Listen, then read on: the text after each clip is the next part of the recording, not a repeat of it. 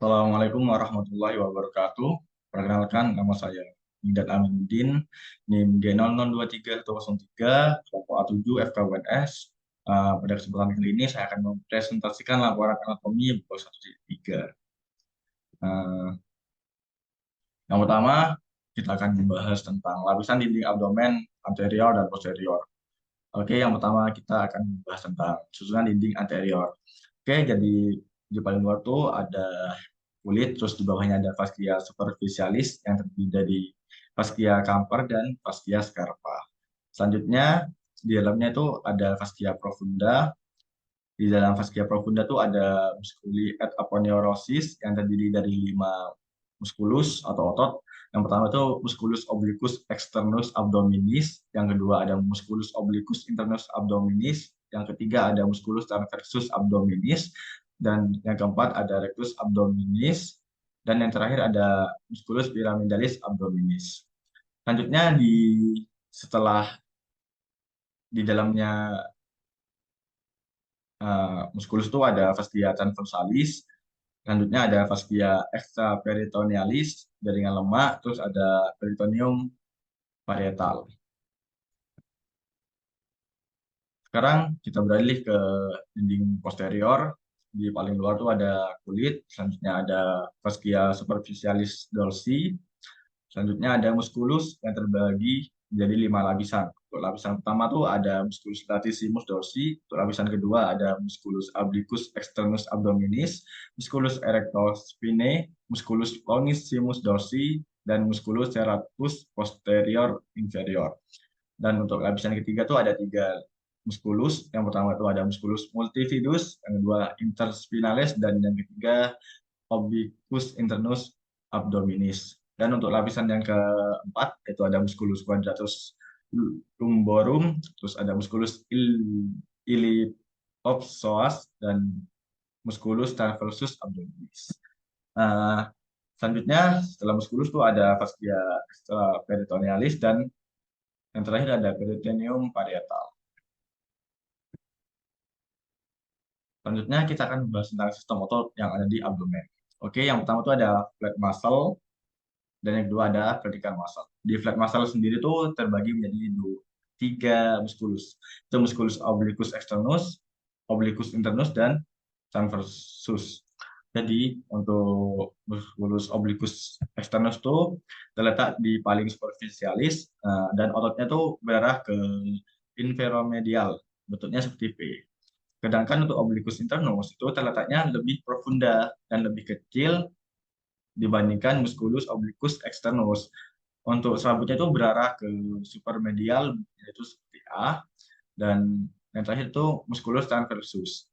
Untuk musculus transversus itu sesuai dengan namanya, si serabutnya itu mengarah ke transversal. Selanjutnya kita akan membahas tentang vertical muscle. Jadi di vertical muscle ini ada 2 muskulus, yaitu musculus rectus abdominis dan pyramidalis.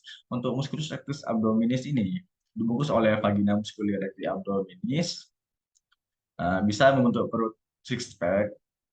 Terus untuk musculus pyramidalis itu bentuknya tuh seperti segitiga dan memiliki dasar di pubis. Selanjutnya kita beralih ke nomor 2. Oke, pertama-tama kita akan membahas tentang rectum propria. Jadi rectum propria ini di sisi luarnya itu terdapat flexura sacralis dan flexura perianalis. Di sisi dalamnya itu terdapat lipatan-lipatan transversal yang disebut dengan plicae transversalis recti atau Houston. Di bawah lipatan itu, rectum mengalami dilatasi bentuk ampula recti, terletak langsung di atas dan didukung oleh diafragma pelvis dan ligamen anococcygel. Dan di rektum propria ini terdapat zona transisi dari rektum ke kanalis analis ditandai oleh linea anorectalis. Area itu dicirikan dengan adanya perubahan dari plicae transversalis recti menjadi plicae longitudinal anal kanal. Selanjutnya kita akan bahas tentang kanalis analis. Oke, untuk kanalis kanal itu akhiran dari usus, dan panjangnya itu 4 cm dari rektum hingga orifisium anal. Nah, kanalis-analis ini dibagi menjadi tiga segmen. Untuk segmen yang pertama tuh disebut dengan zona columnaris, yaitu bersih lipatan longitudinal yang dibentuk oleh corpus cavernosus recti di bawahnya. Terus yang kedua itu ada pektin analis, yaitu epitel squamous non keratinisasi bertingkat membentuk zona putih pada mukosa. Selanjutnya itu ada zona kutanea, yaitu kulit eksterna secara tidak konsisten dibatasi oleh linia anokutanea. Di kanalis analis ini terdapat muskulus sphincter yang terdiri dari empat muskulus, yaitu sphincter ani internus, corrugator ani, sphincter ani externus, dan tuber rectalis. Untuk sphincter ani internus itu ototnya otot polos dan diinervasi simpatis involuntar. Untuk corrugator ani itu sama, otot polos juga. Untuk muskulus sphincter ani externus itu otot lurik, dikontrol voluntar melalui nervus pudendus. Dan untuk musculus pubertalis itu sama dengan sphincter ani externus, yaitu otot duri, kontrol voluntar melalui nervus pudendus dan cabang langsung plexus sacralis. Untuk struktur permukaannya itu yang pertama itu ada kolumna rectalis atau Morgagni, itu merupakan 5 sampai 10 tunika mukosa. Longitudinal karena adanya anastomose arteri dan vena cabang-cabang dari pars intramuscularis arteri rectalis superior. Yang kedua itu ada pulvuli analis, yaitu merupakan pelipatan mukosa yang menunjukkan tiap dua kolumna pada bagian kauda. Terus yang ketiga itu ada sinus rectalis, yaitu merupakan jaringan di antara valvulae analis. Selanjutnya kita akan membahas tentang neurovaskularisasi di bagian rektum dan anus. Sekarang kita akan bahas tentang arterinya dahulu.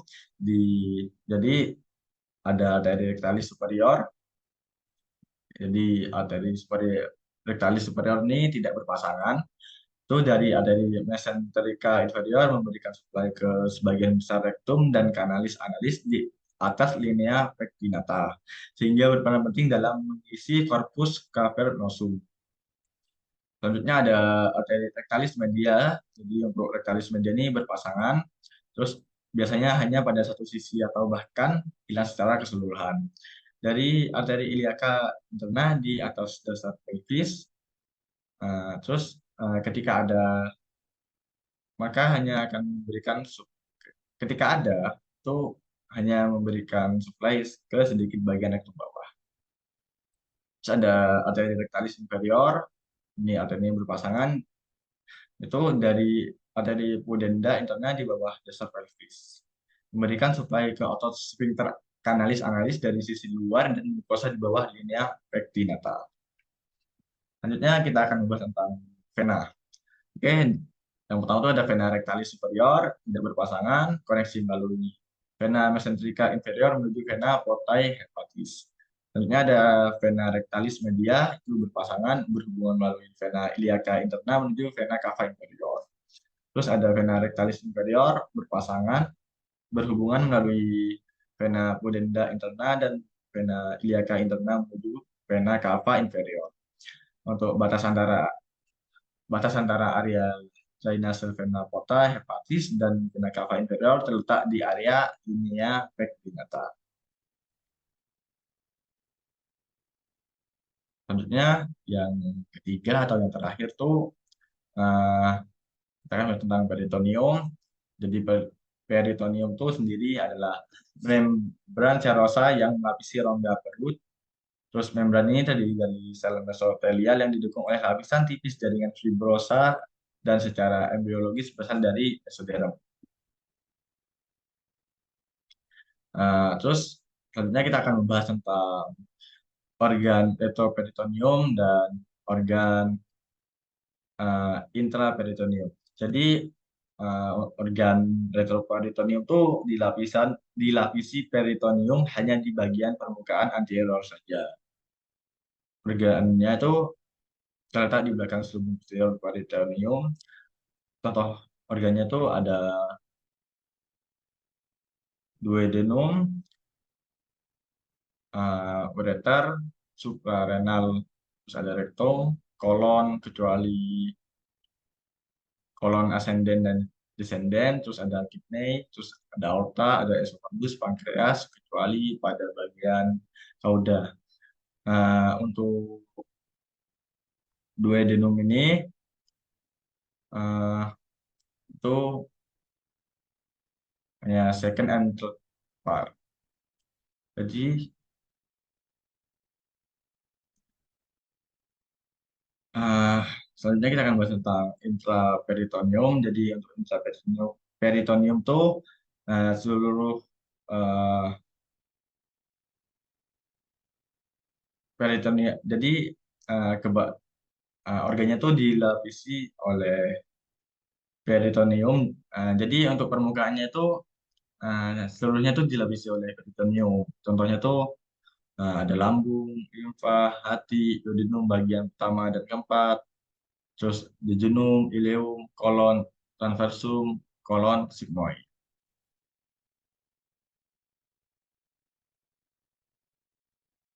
Selanjutnya kita akan membahas tentang duplikator peritoneum.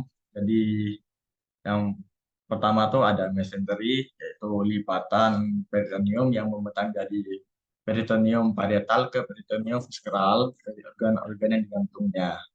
Contohnya itu alat gantung peritoneum itu ada kolon, yaitu mesokolon, terus ada intestinoe, yaitu mesenterium, terus ada appendix, yaitu mesoappendix atau mesenteriolum. Dan untuk fungsinya sendiri itu yang pertama adalah bisa menyimpan lemak, terus pembuluh darah dan saraf, terus menempelkan usus ke dinding perut.